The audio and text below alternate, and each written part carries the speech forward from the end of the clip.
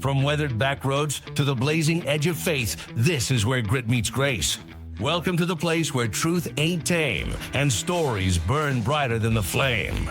This is the Gunpowder, Propane and Jesus podcast. Real talk, real calling, no polish, just purpose. Let's light it up. Hey, welcome to the show. We got Josh Tesch live! Hey! Too loud. That is too loud.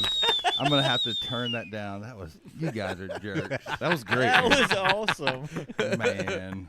Apparently, I talked too much at the beginning, and it's too much ... Ken Kirk calling you out. That Ken was jerk. awesome. I was just showing that you weren't going to introduce the special guest of Josh Tesch today. Why are you talking so loud? Maybe it's just too loud. Because we got in my Mr. ear. Excitement in the house. Yeah, we got the... Have you never been to a victory service? The and Energizer seen- Bunny himself. Wait, what is victory? That's who they Victory came up. Baptist the Church. Never Energizer heard Bunny of was it. brought up after. Never heard her. Oh, my Lord. I love you, John. Thank you for letting me come today. Man, This is we do awesome. have a special guest in the studio. We've got Josh Tesch. You're the ostrich leader. Is it ostrich? Is it I have no idea. ostrich? You talking about at church? Yeah, I you're do the- whatever they tell me to do, bro. Oh, is it outreach? Oh, outreach. Outreach. I'm getting old. I have all I've done all the years I've been there is literally just said, "Hey, what am I supposed to do now?" and just do that. And Just do it. It's worked out up to this point. He's actually, one of the so- youngest old school guys. So that why'd you says get fired all other being the duties assigned? teen pastor, man? Like, they replaced you pretty quick, man. That's weird, but Yeah, so I was what was it, 12? I think 12 years student pastor, and Yeah, long time. That job has a shelf life. You can only do so many all-nighters. You went well beyond and it. so yeah, I went a lot longer, and so I did one all-nighter. yeah, with him. Aaron did one, and he looked at me and said, "I'm never doing this again." I had a blast at that. Your last one, man. That was amazing. It's crazy. It was the one activity that all the teenagers love to do, but all the leaders hate to do. It's like the worst Dude, thing I ever. was doing great the whole night. Yeah. I mean, I wasn't tired. I was doing good, and we were driving back, and I was like, man, this is awesome. I've done good all night. We get to exit 11, and I'm like, oh. Yeah, dude. That Just drive like back it hit from me just like that. That drive back from Columbia. So we would stay at a trampoline park. So we would go like bowling for a couple hours and skating for a couple hours. We'd play in the gym the first part of the night, and then at midnight we drive to Columbia because the skate park or the trampoline park here in Augusta is like terribly expensive. So we would drive all the way to Columbia and rent the whole trampoline park for the whole night and just jump and play the whole night long, right, with the kids. And then we had to take them all and drive them home. Bro, that drive home from Columbia at like 6 a.m. after you've been up all night with teenagers is brutal, bro. I'm out. Brutal. Yeah, Yeah. well, the good news is they were passed out too. So Yeah. that That's was the bad pretty thing. I needed somebody to keep me awake. Yeah. So it's been fun, man. It's been a fun 12 years as student pastor at the church. Never would have thought I would ever do that. Bro. Crazy. Cool. You did it. I really had well. one kid. I had the radio up because I was struggling hard. He's like, "Can you just turn the radio off?" I said, "Not if you want to make it home, buddy." Aaron's gonna fall asleep and kill Yeah. us all. Yeah. I'm in danger. Yeah, I've talked to a lot of Danger. youth pastors over the years who do those and do lock-ins, and we tried the lock-in thing, but just staying actually in the church all night was just too much. It was like, let's get them outside the wall. So, and so yeah, we were like, we got to get out. So we did that. And the key to an all-nighter, though, if you guys ever do another one, if you ever do an all-nighter with teenagers, or if you're hanging out all night, the key is never stop moving. Once you sit down and you like rest for a moment, You're done. the heart slows down. You Well, You I just start smoked, snoozing, bro. I smoked some crack cocaine before all. Off the I was rails. like, Oh, here we go. No. Here we There go. There's your there first wasn't edit. enough Red Bulls. I'm not and Monsters. editing I crack I bet I cocaine. drank like 8 of them that night and still was like. Still didn't work. Still didn't work. I just sat around with old Randy Beckham.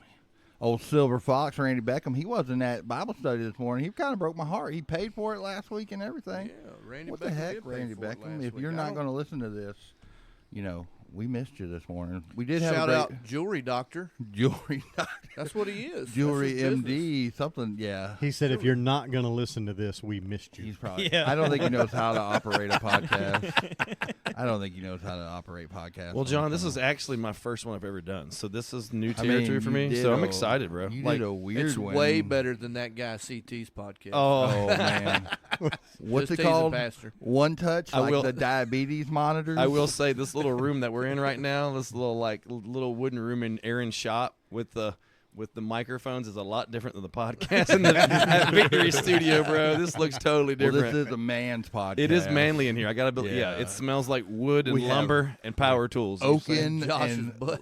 Yeah, leather sorry. everywhere. that was all the eggnog that me and Weston drank last night. Sorry. Why are you drinking eggnog in October, man? My son loves eggnog. When it comes out, Weston loves eggnog. So as So why soon do as you it have to comes out, drink it? dude, as soon as it comes out on the shelves, he's like, "Dad, give me some eggnog, bro." That dairy will hit you, man, in a bad How way. much rum does he put in it? Dude, it's like just regular eggnog. Come on. I'm sorry, Pastor. What the heck? There's no rum in his house. I know it. Right, that's right, bro. Oh, man. We had a good Bible study. Old Randy Grant We did. brought that word. Randy did a great did. job this morning. He 7-point message. I've never heard a 7-point message. But he in did 15 great. minutes. Yeah, in 15 minutes. CT, take notes. Keith Finch couldn't get 1 point out in an hour. He didn't understand the 15-minute limit. You know what I wanna know? We still love I you. want to know what Jordan thought about the sermon this morning. Jordan, how did you think about the sermon this morning, Oh, bro? man, want to put me right on point. He was over there playing on his phone. We were- Apparently, Jordan doesn't get to talk. We were enough. joking beforehand about how John doesn't let Jordan talk. So, John doesn't let anybody talk. oh Lord, yeah, no, I We thought all it was talk. good. I wish when I did mine, I was that prepared and not near as emotional as I was, but I'm in it, so I guess that's why I was there. But I thought it was good. cool, bro. Our 7 points we got out of him, I definitely could stand to use those in my daily walk. You did it last It week, was didn't good. you?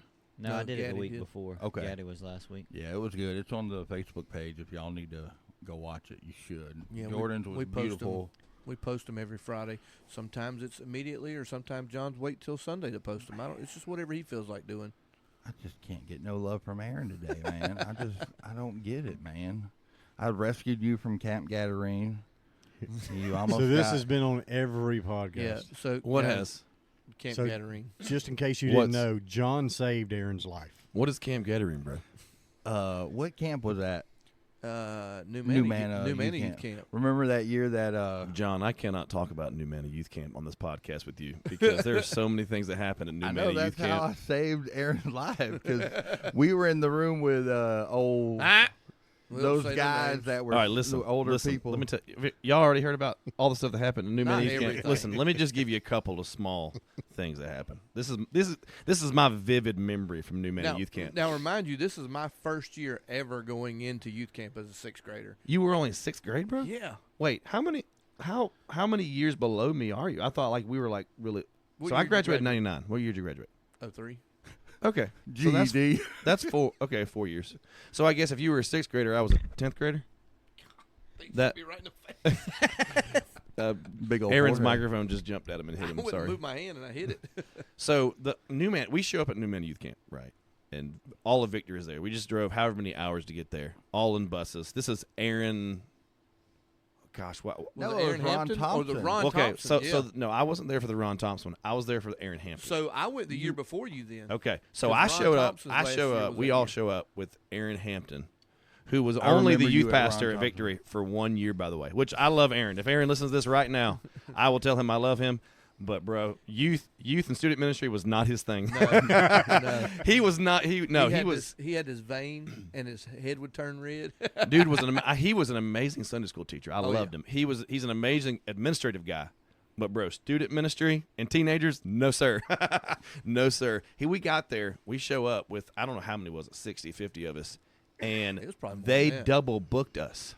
They That double was the booked year us. that we were in the gym upstairs. There was Were you another- not there? Was Yep. it? Okay. That was the second year. That was the year Okay. after the Gathering. There's another Victory that was there that was in our spot, and they didn't know we were both coming. We literally had no place to sleep, no cabins the entire week. We slept on the gym floor, bro. Yeah. In an And open air gym floor at it this camp. wasn't- It was like the tabernacle over there. It had one Oh, yeah. full wall on the back. Yep. And all the rest of the sides were One half night I open. slept on the gym floor. One night I slept on a ping pong table. One night I slept upstairs in a maintenance closet with John and like 3 or 4 other guys. Just a random closet we found, bro. And that was the week we all bathed in the lake Yep. all week long. I can't tell you how Yeah, many that times I was fun. saw John bathing in the lake, completely nude, guys. It was bad. It was weird. At Gotta be honest at with you. least it wasn't in Shallow Creek. He would wait until everyone was in bed, and then all of us would go down there. and take baths in the Yeah. lake. That's all we could do. You know what I'm saying? Well, why It was did crazy. I remember the girls from Victory got a cabin that year. Oh Was it yeah, girls? because there were girls, right bro. at the lake. You know what I mean? And then I don't know why you always had to take a bath like without any clothes on at all. Like everybody else just bathed in shorts, but for some reason John's like, no, I'm going commando. It's not like I dropped them on the beach and walked into the ocean. yeah, you did, man. bro. No. Yeah, you did. Stop with the visuals. Waddling to the water. You did it, man. I don't waddle. I strut. waddle. son. What happens at youth camp stays at youth camp, It used except to. when you're on a It used podcast to. with everybody right now. I'm editing nothing. No, Just, don't do it, bro. This is us. This is raw, victory raw, right? That's our new podcast name. There it Victory is, bro. Raw. Oh, We're all man. going to be sat down Sunday in Canceled. church. Yeah, if I was to talk about all the mistakes I made in teen ministry all those years, of course that was way before teen. That was like when I was in the teen ministry, but after 12 years of teen ministry, bro, I think I've learned more from my mistakes than I have anything else. So it's been a crazy ride, but God's been good. God's been good, bro. Well, me and Josh have known each other for many years. Oh yeah.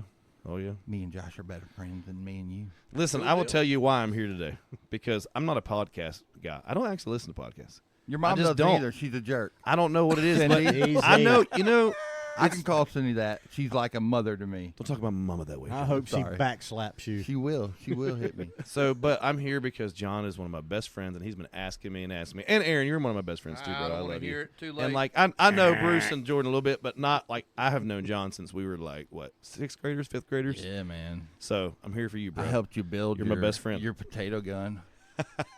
He built a potato My science gun. project potato gun in high Let's do school. another one. I want one. Those things are awesome. Yeah. Those things are awesome.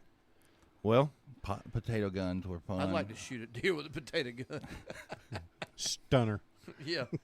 Old Blue. We helped build Old Blue together. Big Blue. my first truck, my first Yeah. car. Yep, 1977 Ford F100 Ranger step side. Old wooden bed was rusted out. 3 on the tree column That'd shifter. be nice if Did you you sold sell it. it? 302. You sell the Jeep? No, it's still for sale. Okay. Got a 73 Commando right now. I I'm trying saved to sell it. Josh's life last weekend. Did you? What happened? Yeah. How did I miss that? That He guy don't was down remember there looking nothing. at Jeep. He was going to kill him, and I showed up. Oh, I'm just teasing. You almost Crazy. got murdered on Craigslist. it's marketplace, but Craigslist is like 1990 version. It's in marketplace now. Everybody buys stuff on marketplace. I remember. You remember how we first met? How we became best friends? You and Dallas were actually good friends. Y'all know first. John's a twin, right? Yeah. Yeah, I'm John's a twin. Have you told these Fraternal. guys on the podcast before? No. So John has a twin brother named Dallas, but they actually don't look anything alike. It's kind of weird. Yeah. I'm the So- Danny DeVito. He's the Arnold Schwarzenegger. Yeah. Well, let's switch it. Let's switch. That's a I'm good the Arnold comparison. Schwarzenegger, and he's the Danny DeVito. Yeah, so I was actually friends with John's brother for some reason. Well, you know what? He was in my class. Yeah, John he was in sucked your you class. into that John hole. So your brother actually failed a lot, several times in school, many classes. Not very good. Literally, he was a 21-year-old in high school, and when he graduated. So they failed a few times, and Dallas ended up in my class. You actually were a grade above me Yeah, yeah. in school. Because I'm pretty smart. Because he's old. Yeah. Shut up. Easy. So you were a grade above me, and it was like you, me, and like Josh Nesbitt and Aaron. We had this little group of guys, friends in high school, and we were so weird. We called ourselves the council. The council. It was like 4 or 5 of us, and we were like, we're not like everybody else. We're not. We're We're the different. outcasts, and we're kind of weird. We're really cool. It was a strange time in my life. bro. Now Ethan makes a lot of sense. Now, yeah, right. Oh, for you guys in the Ethan's my oldest son. He's 20. He's the worst. I love that guy. I love that kid. Oh, he's Evan the- Hazel, she's an angel. I really do love that kid. Ethan's like an old soul. I don't Now, understand. let me tell He you, when is. Ethan first started, after about the first 3 days, Jordan was like, Oh, I'd had enough. I of don't him. know about this kid, Aaron. Yeah, You yeah. need to fire him now. I would not trade him for anybody we got today, though. I love that kid. Jordan told me, he's like, Ethan could put a mean cardboard box together, but he is not very smart. Oh man, he's great, bro. He's Yes, great. He's a good. So the first time me and Josh met, him and Dallas invited him over, and him and Dallas were in the back of the van. That sounds bad, but Sounds they were terrible. Sounds they pretty were bad. playing house or something in the back of the van, and I don't know what happened, but I shut the door on Josh's hand, Oh, and he called me a cuss word. He called me a stupid idiot. Oh yeah, I probably used. You a bad didn't say word a back cuss. then. You didn't. You were pretty mellow. Oh, really? You were pretty like cuss words are bad. I mean, yeah. I don't really remember. Like I remember high school, and I remember like my youth pastors. I remember Ron Thompson. I don't I remember. remember Aaron Thompson. But then I spent a few years actually away from Victory, at Larry Bullard's church because him and Scott and Aaron, or Andy and their family started a church, and I went over there for a little while. And that's actually kind of where I started in the whole music thing because I went over there. And I learned how to like sing with them and kind of learned like singing in how the to youth choir though. At Victory. Yeah, but like that's like with them is where I learned like okay parts, and how to like sing harmony and kind of all the stuff. So kind of like what I know from Victory, I kind of credit to like the Bullard family. What they was were a that- nice family. They what kind of was took that me church in and called? it was Metro Augusta Baptist Church is what the Yep. Bullards named it. But then unfortunately, Metro Augusta Baptist Church downtown, Metro Church downtown started, and it was an LGBT church, bro. So everybody would call the Bullard Church like, bro, is this like the gay church? And it's like, no, this is not the LGBT gay church, no. So they ended up changing their name to, what'd they change it to? Like Evans Community Baptist or Yeah, I something. think so. It was. I don't Evans. Yeah. remember. So that's That's actually when they where moved to Cox Road, where the sanctuary is now. yeah, that's right. So that's where it all started for me, bro. That's where like ministry kind of started, was actually at their church. It was kind of cool because sometimes Victory is so big, you almost feel, at least I did as a teenager, I felt like, man, this is so much that I felt a little intimidated by it all. Competition. Yeah, and but stuff, being yeah. there at that church, it was kind of smaller, and it was like I had a chance, And so I always kind of remember that when I try to think of people that want to serve the Lord in music. It's always like, all right, Lord, you gave me a chance on a small scale, right? So maybe I love being able to find like people and like try to pull out what's good in them and like their spiritual gifts, because all of us have a purpose, right? We've all got something we can do for the Lord. And one of my things is my spiritual gift is encouragement. So I love being able to try to like dive into people's lives and help them reach their full potential. That like really makes me happy. You know what I'm saying? Like for Aaron is like a giver. He's so super generous. So when he's able to give to people, it makes him happy. For me, it's like watching others kind of succeed in their gifts is super cool to me. So anyway, that's kind of my story of how I got started in music over there at the church. At back in the Metro day. Augusta. At the gay church. No, I'm just kidding. The LGBT church that they love. Oh man, well, there wasn't a Q back then. I don't think there was. Probably not. That was so long. Who knows? I don't even think they were calling it that back then. What is Q? I don't know. LGBTQ? Q? Yeah. That's the queer one, bro. Yeah, there you go. Edit that. But there's a G in there already. I don't even know what the gay. G means, man. Whatever. Let's pray They're for gonna him. have the whole alphabet. Let's pray for him and try to win him to the Lord, right? Yeah. Amen. Amen. Hate the sin, love the sinner. There you go. Wait, is that? Yeah, there you go. Hate, love. Nah, Bruce, you got any questions for Josh? Yeah, I got tons of questions for Josh. So the great. Brucifer speaking. he's mad I got killed and came back again. Again. How did I die last week anyway? When Everybody died last week. None of Okay. us did. Yeah, we weren't Okay. here. So the energy you bring and the influence you have over all the kids, and you said you were there for 12 years, and we help with the young adults, right? And all these kids come up and they love y'all, and it's bittersweet for them because they're becoming an adult, but they're leaving y'all, and y'all are like family to them. So what is your influence to them? How do you equate that, the energy you bring, and how do you go through all that, or how did you? Well, like I think for a while there, there's no knock on anybody, but it was just Victory for a while was kind of in a place where Preacher Brown had passed the prime, of his life. He was sick, and so the church was struggling, It was kind of struggling. It was kind of, we were only having like 400 people on a Sunday morning, which is, kind of crazy because that was like that used to be kind of Sunday evenings crowds, right? So we were in a season of, and people would like leave the church, and they weren't mad, they weren't upset, but people would leave because it was just kind of like declining, and they weren't seeing the vision and the growth. And let's be honest, when you're lived as hard and as wide open as Preacher Brown did all those years, and you're sick, and you're going through Parkinson's, you just don't have the same fire and vision and like you once did, right? For me, it was hard to see a hero. Oh man, Like- bro, listen, like I do. There's not a day that goes by that I don't think of that man. Every single day I live, and honestly, every time I walk into a room, it's like, here's how it worked at Victory. Okay, when I first started there. Like, it'd be like Monday morning. Everybody would be in the offices, and everybody would be like, it was just sad, boring, like, Monday morning at an office. You know how it is, right? Yeah. Everybody's just like, God, here's another week. And everybody would be sitting around, and all of a sudden, out of nowhere, poof, the door would, like, bust open right to his office. You'd hear it. He'd come banging in, or he'd start beating on the door because he never had a key. He'd just start beating on the door. And when he walked in, literally as loud as this guy could, he would crow like a rooster. and be like, "What's up, you know what I'm saying?" He would bust in the door, and everything, it doesn't matter where he went or what he did, he always changed the environment of the room for the better. Like, he always left people better than he found them, right? Yeah. And if I learned anything, and honestly, when my time with Preacher Brown, like, I'm going to get emotional talking about it, because I love that man, bro. Like, my time with him consisted of basically, like, loving him through his older years. We really didn't talk a lot about spiritual stuff much. Yeah. He was kind of past that stage of his life where he was just trying to enjoy life. Yeah. And so him and I, when he would come to the office with me, I'd be like, "Hey, where are we eating today? You want to go get ice cream? You want to go hang out? What do you want to do?" Right. So that's what we did. But like, he always just changed the environment of the room. And I remember thinking, like, I'm not good at a lot of things, Lord. Like, I'm not super smart. I don't have a lot of stuff I can do.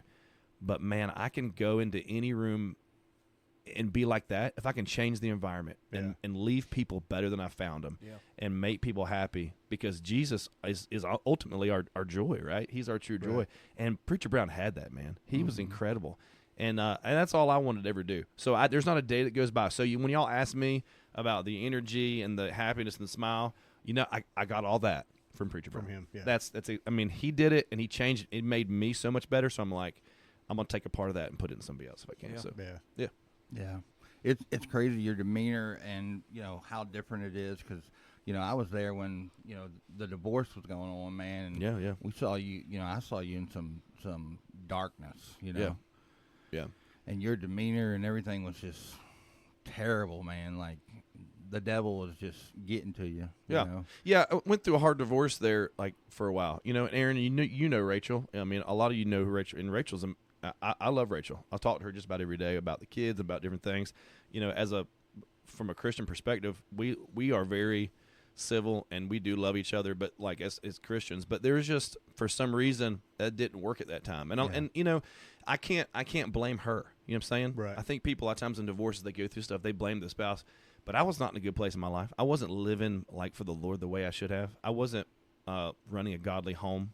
I was allowing stuff in my home back then I shouldn't have, like alcohol and stuff. And there was times we would try to like party some and invite people over. Man, we were not living right. And so I allowed that in my home, and she just followed suit. And then it got worse for her, and she began to keep going out. And then through all that, it kind of just, she felt like she got married too young. She felt like, all these things took place from there, and it was like, it takes two to tango. Like, it was not all her fault. I do not blame her for that divorce. I mean, I take just as much blame as a husband, as a leader of the home, as anything. Looking back now, if me and Mindy even talked about this, if I would have known then and been the spiritual leader I am now, I think I probably could have made that marriage work, honestly.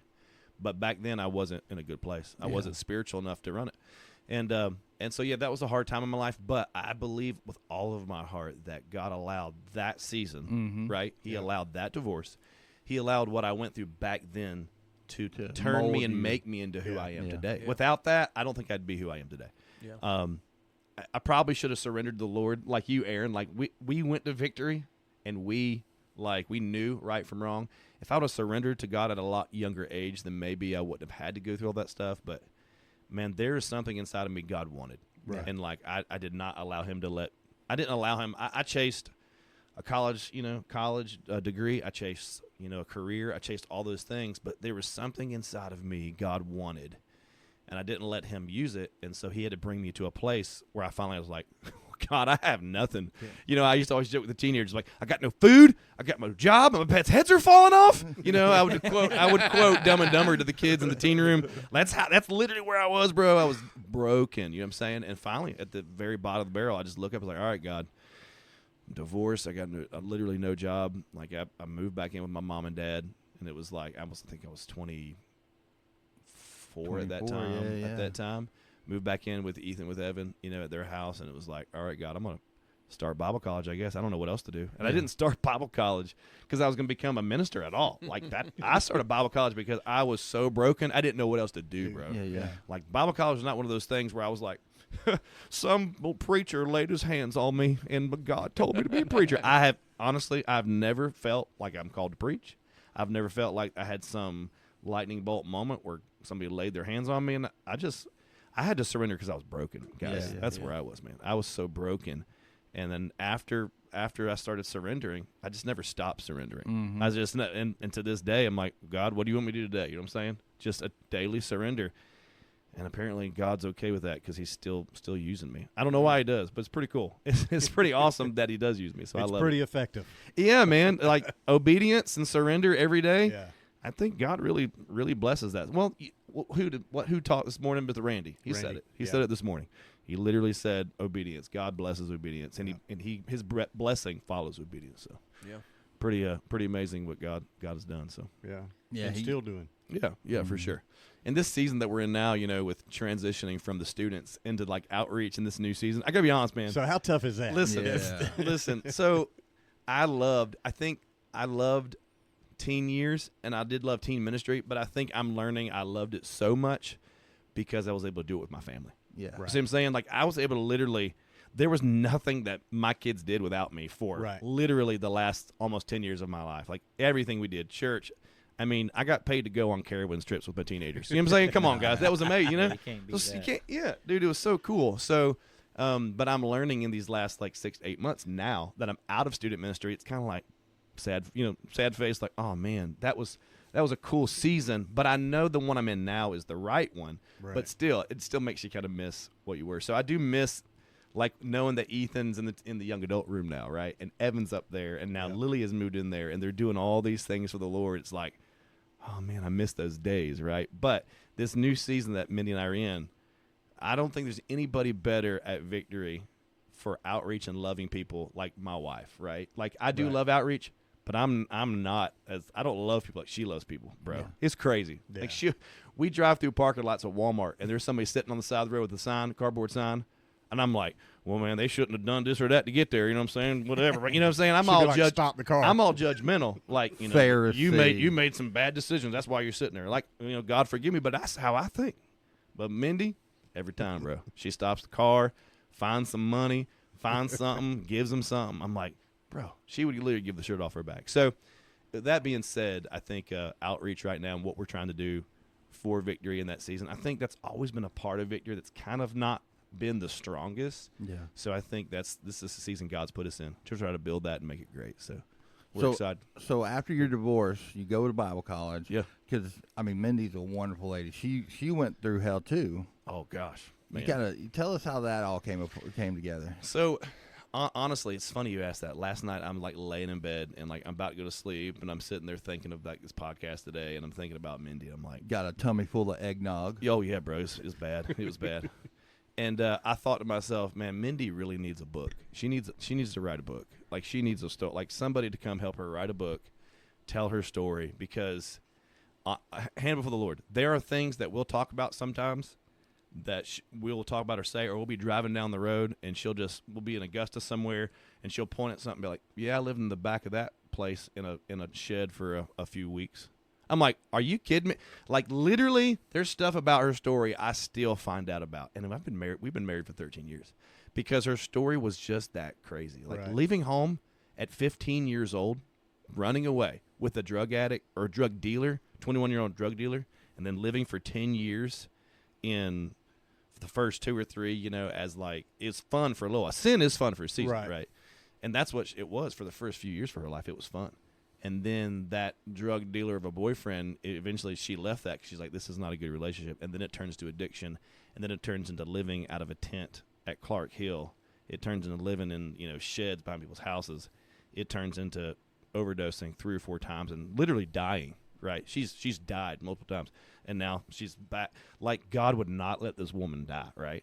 And the fact that God brought her to me after my divorce, right, at this season, our story is just crazy, man. I wish I had a lot of time to tell it. I know we're on a podcast. I mean, I could, but it would take. We need a movie or something, bro. I'm telling you, it's so cool. It's so cool the way God lined it all up. I was in Bible college, finishing Bible college, and there was this girl, dude, I wanted to date. I'm not going to say her name on the podcast. That'd be weird. But there's this girl that was at Victory. I wanted to date her. And I'm like, all right, Lord, I'm about to finish college. Because I didn't date through college. Like God specifically told me when I started, he said, take a year off. Don't date anybody, right? And I was like, Lord, that's crazy. Because my hardest thing was I needed to be with someone. I'm a people person, right? So not being in a relationship, oh, man, it was so hard for me. But God told me my first year of Bible college, He said, just take a year off and don't date and just focus on me. And I was like, Lord, are you sure you said that? You know, but that's what he told me. So I tried it, and then it was literally one of the best years of my life. Just focused on the Lord. And then that turned into 2, turned into 3, turned to 4 years of Bible college. And really, I didn't date at all through Bible college, right? I mean, I actually tried to reconcile with Rachel a few times. I tried to. We would talk through it, but like it just never, God never allowed that, you know? And so finally there was this girl I was going to date. Like the week I graduated, bro, I had it all lined up. Like I was going to take her to like Hilton Head with my parents, ask her to date me. You know what I'm saying? It was like, Thanks for listening, and remember, the smoke may settle, but the embers stay lit. This was the Gunpowder, Propane, and Jesus podcast. Stay tuned for the next part of this episode.